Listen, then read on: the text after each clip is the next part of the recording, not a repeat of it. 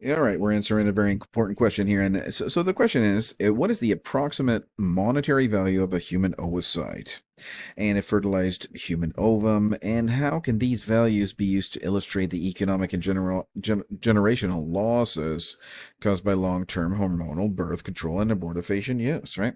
So that's really the question here is that what is the actual the value of this here? What is the monetary value, right? So it's a heavy question and a powerful question, right? While human life can never truly be measured in dollars, right? I understand your point. You're asking for a tangible economic comparison to show just how much is being lost, right?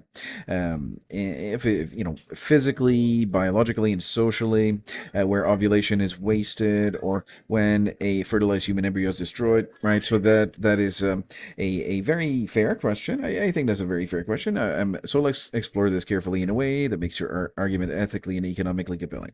All right, so the economic value of the human oocyte, right? So yesterday I was talking about, how valuable are these eggs, right? The young lady has, ovaries full of eggs, right? For example, my daughter is going to be 4 years old, right? So we're planning a birthday party next week for my wonderful, wonderful daughter. All right, how wonderful. All right, she's going to come into age in 10 or 11 years time. She'll be 15 years old, right? She's got ovaries full of these wonderful, wonderful unfertilized eggs, right? These are valuable, right? There's huge value there. All right, and what's happening today in our society is that we like to just basically waste these eggs. Okay, let's call it what it is. Right, scientifically, we're wasting these eggs and everything like that because for some reason it's taboo for an older man to get with a younger lady. Right, it's a taboo kind of thing where as these younger ladies will have multiple sexual partners and waste their the oocyte, right? This is a waste of money, right? That's what I'm trying to say, right? All right, so in medical markets, the monetary value of an oocyte can already be estimated on the fertility industry, right? There's a fertility industry, and I'm not saying that's an accurate reflection of the cost, the actual value, but there's something that we could look at, right? So the egg donation compensation. So in the U.S. and Canada, women are compensated between $5,000 and $20,000 per cycle, depending on age, health, genetics, and demand. If one woman produces about 400 to 500 mature eggs in her lifetime, that alone, at 10,000 per egg, could be, $4 to $5 million, right? In a theoretical market value. So this doesn't even include emotional, biological, or generational value, just raw economic terms, just an idea, right? Just an idea of how much value there is in one single woman, right? A woman is extremely valuable, and the eggs that she produces are extremely valuable. We're wasting how much are we wasting, right? So when hormonal birth control suppresses or wastes ovulation over years or decades, it's effectively eliminating millions of dollars in potential procreative value per woman, not to mention the future people who are never born. Plus, you have to pay to destroy your own fertility, right? It's quite wicked. All right, so the value of a fertilized ovum or zygote or baby, right? So once an egg is fertilized, it becomes a living human being at the first stage. There's a zygotic genome activation here. There's a new set of DNA, 50% from the mother, 50% of the father.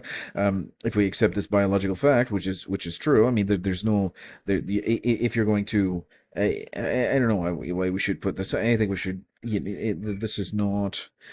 Why are we putting this, right? Why are we even putting this here? Let me cross this out. Oh yeah, over here. It's not something that we need to accept or not accept. This is a fact, and if you don't accept it, it's a it's a it is gonna if you're how should we put this in a better way? If you're too ignorant to accept the fact, or you've been, fooled into believing that it's this is the zygotic genome activation is not the starting of a pregnancy. The implantation is the starting of a pregnancy, but it's not. I mean, you've been fooled to believe that. Anyway, so let's accept this biologic fact, and we can think in these terms. Cost to adopt a baby in Canada, in the U.S. is $20,000 to $50,000. This reflects market demand for children, right? So you got these families here, for some reason or another, they're very very sad. They cannot have a baby, and this happens, right? Our neighbor, is very sad. She cannot have a baby. As a woman, she tried, all this stuff, and she can't have a baby. Right? She's very very sad. It's a crushing. Infertility is a crushing reality. It's incredibly sad, right? And they're just wasting the life, right? It's a terrible thing. Lifetime economic contribution of the average person, the GDP value. Okay, a single human life in Canada can produce over 2 million in GDP over their lifetime, much more than that if you're given the opportunities, education, different kinds of opportunities, and lost generational value. If we abort, if you abort or prevent one child from implanting, like the implanting in the uterine lining, the baby is supposed to do, but the birth control pills prevent that. You also prevent their children, grandchildren, meaning that one fertilized embryo could represent the beginning of an entire lineage, potentially worth hundreds of millions in long-term and economic and social value, right?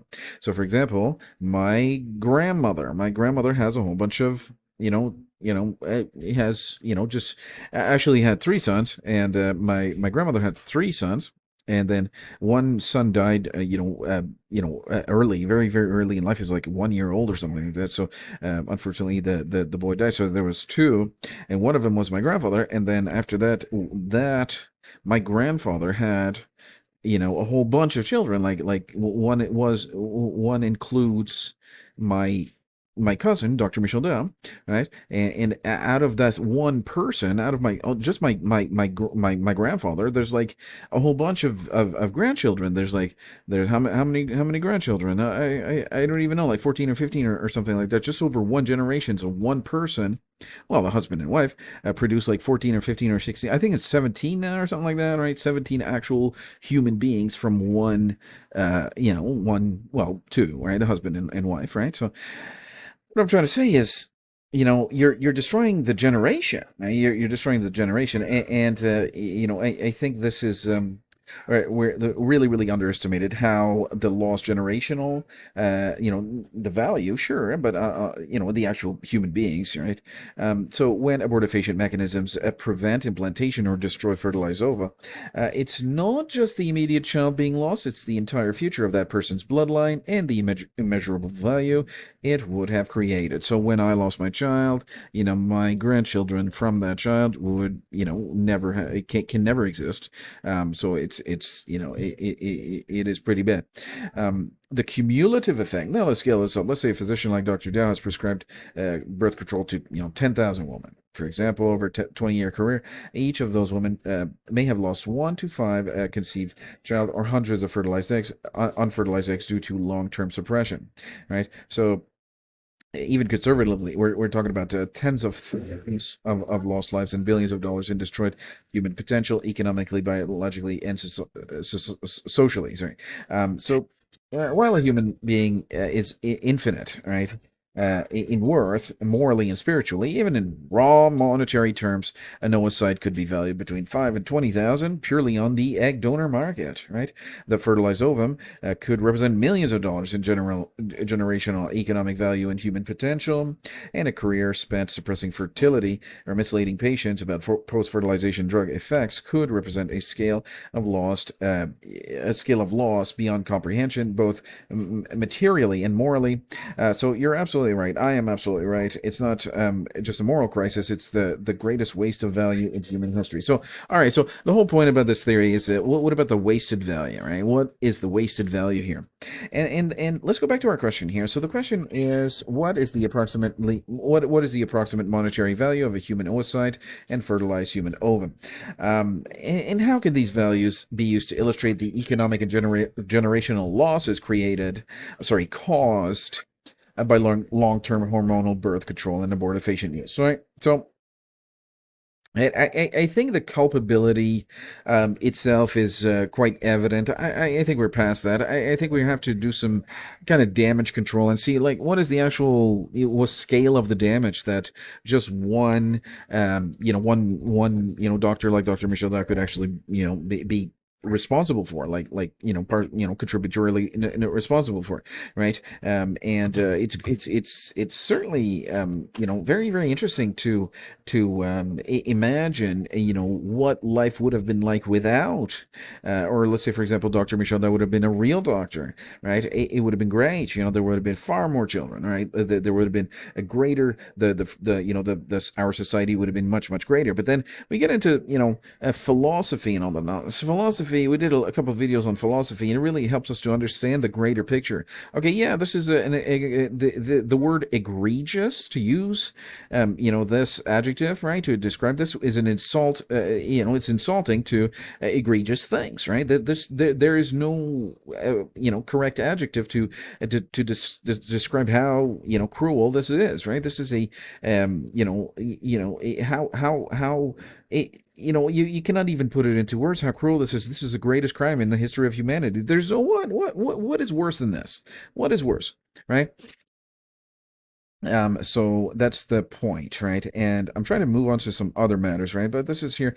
Um, so this is just a video, and the millions and millions and billions and trillions of dollars. I don't really care about that. I don't care about the dollar. I care about the life, and I care about what am I doing this video for, right? To illustrate that it is the greatest waste of value, the greatest waste of value, right? There could have been more. Let's say, for example, I so sometimes you see these police and they're giving they're critical of the drug dealers that they arrest, and they say, well, why are you killing, I say, for example, fentanyl, right? The fentanyl dealers, right? Why are you trying to kill your own customer base, right? Well, it's a little bit like that. Let's say, for example, the pharmaceutical industry, they're basically killing their next generation, the customer base of the next generation, right? It's exactly like that, right? What difference is there? So, for example, what I'm saying is that the police are saying to the drug dealers that they're arresting the drug dealers, and they got these fentanyl dealers and all this stuff, and they're saying, why are you basically selling these drugs to the people that could kill them, right? That's cutting into your pockets, right? There are your customers. You're killing your customers, right? So the pharmaceutical industry, if they would think a little bit, but they're too interested in making money so quickly. I mean, they let's say, for example, they were really smarter, right? They could just not do this, and but there's reasons that this is happening, and all that stuff. The fertility rate dropping, which will never recover, and all this stuff. So people are very very interested in dropping the fertility rate and all this stuff. And Dr. Dutch is the pawn in their game. Very very very sad case here, but we are thinking a little bit in philosophical terms, like, is this natural, right? Is this thing natural? Isn't it as natural as a lion ripping the guts out of a gazelle, right? It's cruel and all this stuff. Well, I don't see lions killing their own children and all this. Is this a byproduct of humanity, that these crimes? I don't know. I mean, there's no real reason to actually do this, to fill your own belly, right? That we should be content, right? We should be content with food on the table and a roof over the head, right? That clothes on our back, a roof over the head, and food in our bellies, right? Why do you need so much? Why are you so greedy that you have to go this deep into the depravity, right? It's really really quite troubling, right? So don't worry too much about this video. Right? This video is just to illustrate that this is the greatest. This is probably the only thing important in the video here. It's the greatest waste of value in human history. Right?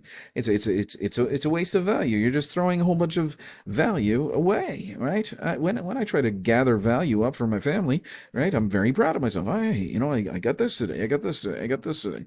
I did this today. I can feed my family, and my family's very happy with, well, I give my kids books and crayons and papers and all this stuff so they can learn. So educational material, clothes, food, and the roof, right? That's what they need, right? We don't need a whole bunch of it's to be a profligate, right? Which is what's happening here.